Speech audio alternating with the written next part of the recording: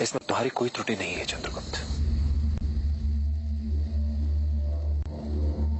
तुम्हें मैंने सभी प्रकार की विद्याएं दी, किंतु अपने चित्त को संभालने के बारे में तुम्हें कोई ज्ञान नहीं दे पाया, विशेषकर ऐसी संवेदनशील भावनाओं को संभालने के बारे में। क्योंकि समूचे ब्रह्मांड और गणित का ज्ञान तो पुस्तकों से प्राप्त किया जा सकता है, किंतु ये जो मन की आसक्ति से उपजा उद्वेग है, उसे अपने अनुभवों से ही समझा जा सकता है। मेरी ये दृढ़ मान्यता है कि बच्चों को पहले 5 वर्ष तक अपने हृदय का टुकड़ा मानकर भरपूर प्रेम देना चाहिए, तो अगले 5 वर्ष उन्हें कड़े अनुशासन में रखना चाहिए, और जब वे 16 वर्ष के हो जाए तो उन्हें अपना प्रिय मित्र मान लेना चाहिए। तो मेरी मान्यताओं के अनुसार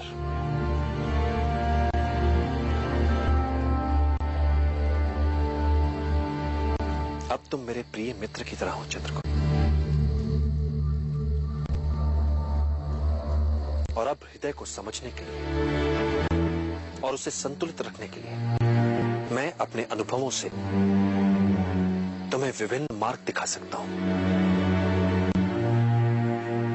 तुम्हें इस समय जिस पीड़ा का अनुभव हो रहा है वो किसी भी तरह से विशिष्ट नहीं है, किंतु तुम्हें लगता है तुम्हारे हृदय में झंझावत चल रहा है।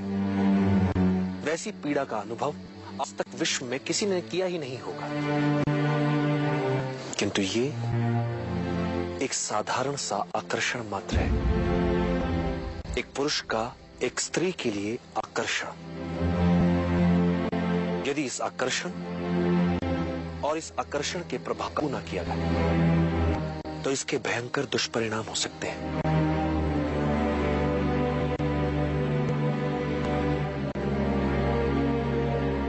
एक बात सदैव याद रखना चंद्रगुप्त,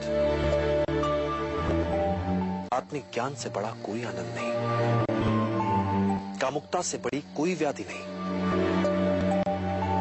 और शारीरिक आकर्षण से बड़ा कोई शत्रु नहीं। क्या आचार्य, एक स्त्री और पुरुष का मिलन कोई बुरी बात होती है? कदापि नहीं।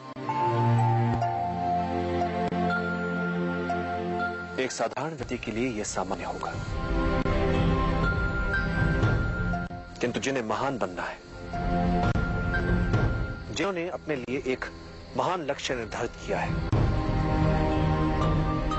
उनके लिए घातक होगा, आत्मघाती होगा। जिसके मन पर प्रेम, आसक्ति, आकर्षण ने डेरा जमा रखा हो, वो व्यक्ति अपनी सत्ता और शक्ति का निष्पक्ष रूप से निष्पादन करने में असमर्थ हो जाता है। फिर वो अपने ही पूर्वस्व काया भर रह जाता है। वो सदैव असुरक्षा की कुंठा से पीड़ित रहता है। ये सब किसी किसान, किसी व्यापारी, किसी पदाति सैनिक के लिए सामान्य हो सकता है, किंतु जिसने अखंड भारत के सम्राट बनने का लक्ष्य निर्धारित किया, उसके लिए प्रेम, आसक्ति, कामुकता उसके पतन का कारण होती है।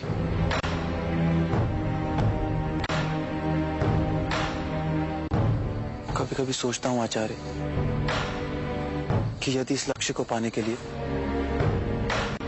इतना भारी मूल्य ना चुकाना पड़ता तो। साधारण मूल्य चुकाकर यदि इतना बड़ा लक्ष्य मिल पाता तो कोई भी अखंड भारत का निर्माण कर लेता। फिर ना तो किसी चाणक्य की आवश्यकता होती और ना ही किसी चंद्रगुप्त की।